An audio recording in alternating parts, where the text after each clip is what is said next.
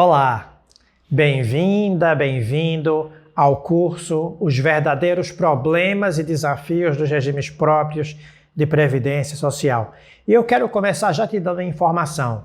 No dia 1 de julho de 1999, se encerrou o primeiro prazo para os regimes próprios de Previdência se ajustarem à então primeira reforma de 98. E até hoje, os regimes próprios estão eternamente se ajustando às reformas da Previdência. Será então que 21 anos depois da primeira previsão de ajuste e 22 anos, praticamente 22 depois da primeira reforma, não é estranho que os regimes próprios estejam eternamente se ajustando aos regimes previdenciários? Não é? Bom, então esse curso ele é destinado aos profissionais que às vezes trabalham, fazem um trabalho excelente, mas parece que estão enxugando gelo. O que eles fazem é desfeito pelos outros. Aqueles outros profissionais que se sentem perdidos e dizem o que é que está acontecendo que eu não consigo. Aqueles que também estão empolgados, estão começando agora e não se decepcionaram ainda. E, por fim, aqueles que estão iniciando o trabalho. Não é? Esse curso ele é direcionado a essas pessoas. E aí eu vou te dizer o seguinte, a gente vai começar falando dos problemas, fazendo perguntas. E quem é meio apressado, a gente vive numa sociedade em que já se quer ter o resultado, pode ficar ansioso porque já quer soluções. Mas pode ser que você tenha uma grande solução, talvez até melhor do que as que eu vou apresentar. Por isso que a gente vai dedicar um bom tempo analisando os problemas, os erros, porque é da compreensão dos erros que nós podemos identificar as melhores soluções, tá? Um outro aspecto importante, não é pelo fato de que eu estou identificando erros, fazendo críticas, que eu não reconheço o trabalho de milhares de profissionais em várias esferas governamentais que cumprem um papel valiosíssimo e cujo conhecimento não pode ser jogado no lixo, tem que ser valorizado, tem que ser potencializado. Não é que eles estão errados, é que o trabalho deles, à medida que se vê muito isoladamente, né, os conhecimentos e eles não se fundem e não é visto o conjunto, então acaba que as pessoas têm um grande esforço e no final a efetividade dos regimes próprios acaba não sendo o mesmo. Bom, dito isto, na aula de hoje nós vamos ter, a aula de hoje é sobre os 5 erros das reformas pós-reformas da Previdência, quais foram os 5 erros que dificultaram, que impediram uma solução definitiva para a questão previdenciária. Antes de iniciar nesses 5 erros, eu queria dizer o seguinte, você pode fazer seus comentários aqui embaixo, porque esse curso não está fechado. Eu já gravei várias aulas, já existe um plano, já existe uma estrutura, mas as perguntas que foram feitas vão ser atendidas através de novas aulas, através de ajustes, através de aulas com a bateria de respostas, sempre para que você tenha o melhor aprendizado, o melhor aproveitamento. Até porque se você tiver o melhor aproveitamento, os regimes de previdência também vão ter um benefício muito maior. Seja você gestor, seja você auditor, seja você consultor, seja você sindicalista, representante dos servidores, seja você estudioso dos regimes próprios de previdência. Combinado então? Perguntas? Escreve nos comentários que eu vou ajustando o curso para ti. Bom, vamos falar então hoje dos 5 erros mais importantes, dos 5 grandes erros cometidos ao longo destes 22 anos de reforma da Previdência. E o primeiro erro é não saber que a Previdência Social tem realidades muito distintas de umas para as outras.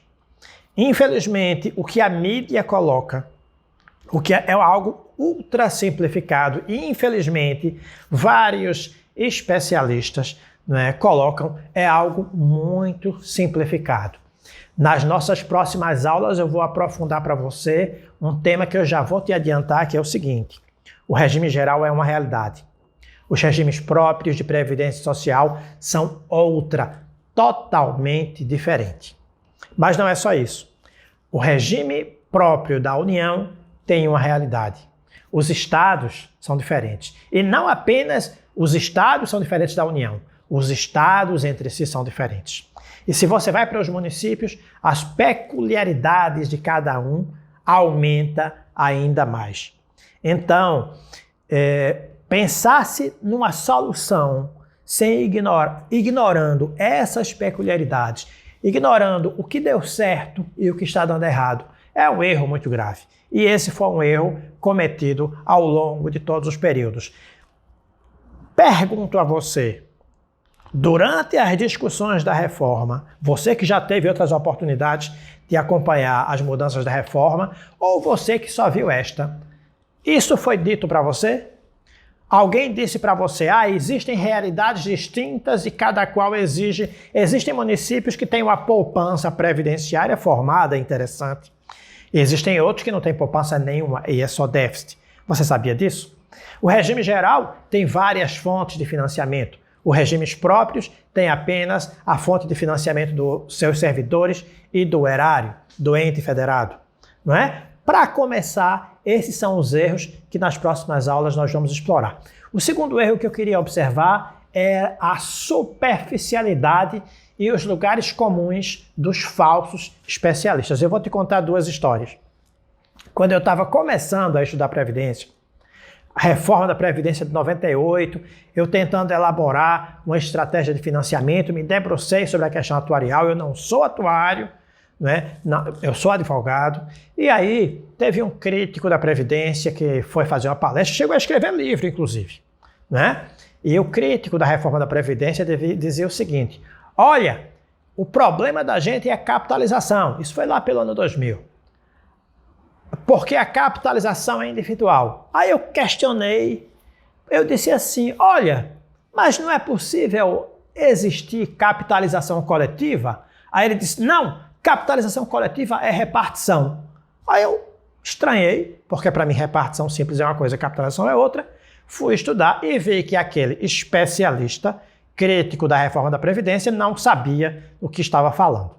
Mas essa crítica não se vale apenas para os críticos das reformas. Vale também para os defensores. No ano passado, teve mais um especialista que saiu com a seguinte pérola. Na época de Bismarck, quando a Previdência foi criada, havia 8 contribuintes para cada beneficiário. Falso. Falso. No começo do século passado, sim, havia 8 contribuintes. Na metade, do começo para metade, mais para metade do século passado, havia 8 contribuintes para cada beneficiário. Certamente, na época de Bismarck, o número era imensamente maior.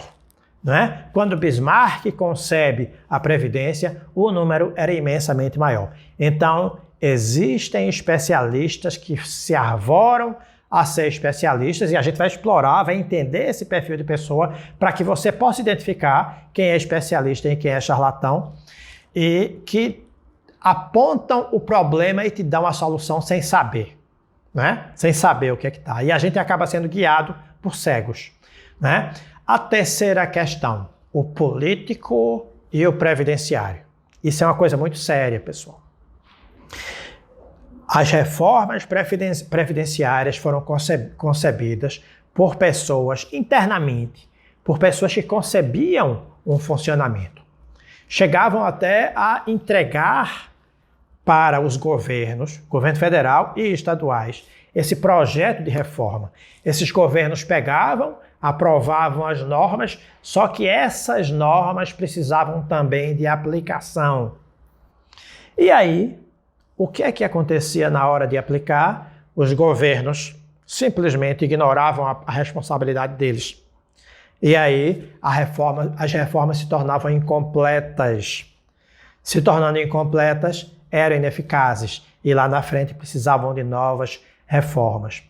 Então, o político, nesses 22 anos, o que é que eu estou chamando de o político? Não é apenas os prefeitos, governadores e presidentes. Não é apenas os políticos, mas é a sociedade que não cobrava da Previdência, que não discutia a Previdência, era a imprensa, né? É a academia, eram vários segmentos que sempre trataram de forma superficial a Previdência, faziam reformas e não se preocupavam com gestão. Então, quem realmente dominava a Previdência era sabotado, era esvaziado nas ações posteriores de viabilização do sistema. Agora vamos para o quarto erro ao longo desse período. Previdência foi igualada à questão fiscal. Esse aspecto é muito importante. Veja, lá por 2000 a 2006, a Previdência estava muito bem, tinha um potencial muito grande, mas ela foi sabotada o tempo todo. E não é porque ela foi sabotada que as pessoas se preocuparam. Sabe por quê? Porque só houve reformas da Previdência quando havia necessidade de ajuste fiscal. Na verdade, ao longo desses 22 anos, a Previdência nunca esteve bem administrada. Mas só foi necessário, as pessoas só compreenderam a necessidade quando havia necessidade de ajuste fiscal. E aí o que acontece? Faz-se o ajuste fiscal, passa-se a ideia para todos de que a questão foi resolvida e daqui a um tempo, quando for necessário um novo ajuste fiscal, será necessária uma nova reforma, porque o modelo previdenciário, a estratégia de construção previdenciária, ela não foi viabilizada. Deixa eu usar um exemplo inicial. A poupança previdenciária da Holanda, por que que ela é tão grande? Por que que a nossa poupança previdenciária, você sabe quanto é que é a nossa poupança previdenciária? Não é?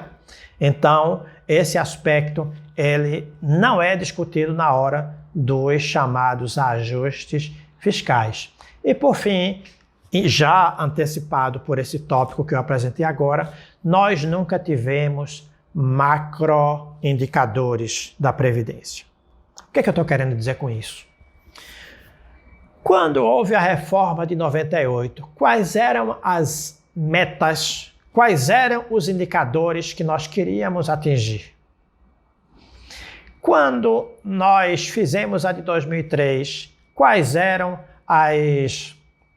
os indicadores que a gente queria atingir, né? Então, o fato é que, por exemplo, eu defendo que ter uma poupança previdenciária para os regimes próprios era um indicador muito importante, né?